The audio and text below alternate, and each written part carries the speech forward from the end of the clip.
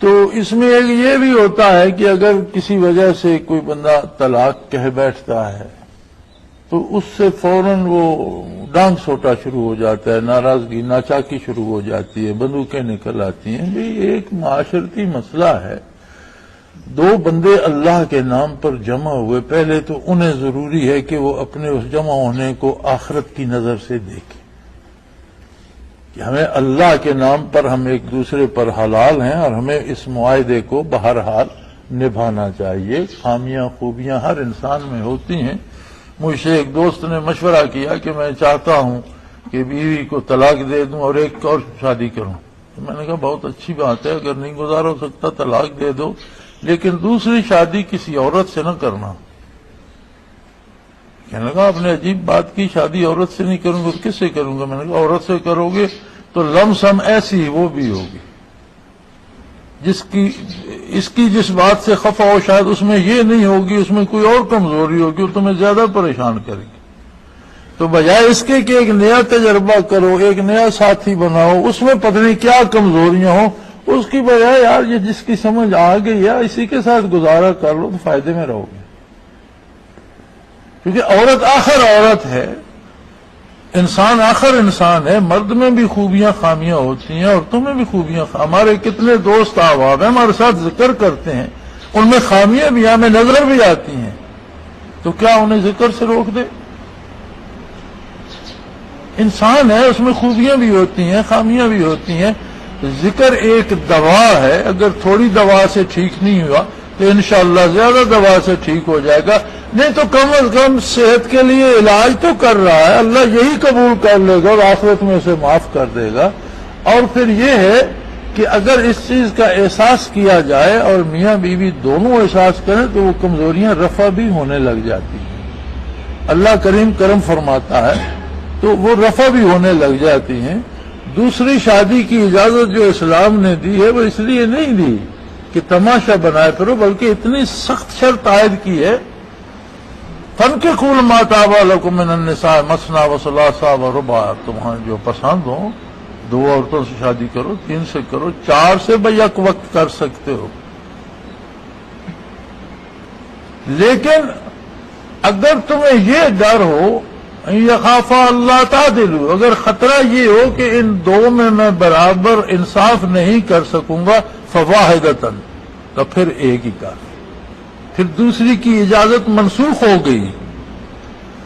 یہ جو ہم نے بنایا ہوا ہے نا، یہاں مصیبت یہ ہے کہ آدمی کو بات کرے تو اس کے پیچھے سوٹے لے کے پڑ جاتے ہیں۔ ایک دفعہ ڈاکٹر غلام جیلانی برق نے اس موضوع پہ لکھا تھا کہ یہ آیت دوسری شادی کی اجازت کو منع کر دیتی ہے، اس پہ مولویوں نے بڑا شور کیا اور اس غریب کو پتہ نہیں کتنا بھجایا اور کیا کچھ اس کے پیچھے الزام لگا، لیکن حق یہ ہے کہ قرآن واضح بتا رہا ہے کہ اگر تمہیں اپنے آپ پر یہ بھروسہ نہ ہو کہ تم دونوں میں برابر انصاف کر سکو گے، دونوں کو برابر روزی فراہم کر سکو گے، دونوں کو برابر تحفظ فراہم کر سکو گے، دونوں کو برابر لباس جو زندگی کی ضروریات مرد کے ذمے ہیں، جو سلوک مرد کے ذمے وہ دونوں سے برابر کر سکو گے، تب دوسری کی اجازت ہے۔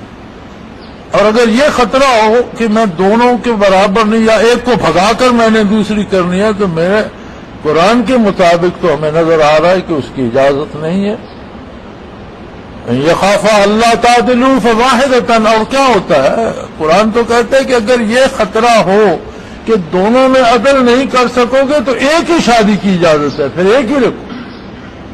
اگر دو کرتے ہو تو پھر جو تمہارے ذمہ ہے وہ آپس میں سلوک رکھے نہ رکھے، جو تمہارے ذمہ ہے، ایک کو جیسا گھر دیا دوسرے کو بھی ویسا گھر دو، ایک کو جیسا کھانا دیتے ہو دوسرے کو ویسا کھانا دو، ایک کو جیسے اخراجات دیتے ہو دوسری کو ویسے اخراجات دو، ایک کے پاس جو سہولتیں ہیں وہ دوسرے کے پاس بھی ہوں، تو درست ہے دو کر لو، تین کر لو، چار کر لو۔ لیکن اگر عدل نہیں کر سکتے، یہ خطرہ ہے، یہ خافا، تمہیں اس بات کا خوف ہے کہ مجھ سے عدل نہیں ہو سکے گا، تو پھر تمہیں ایک ہی شادی کی اجازت ہے۔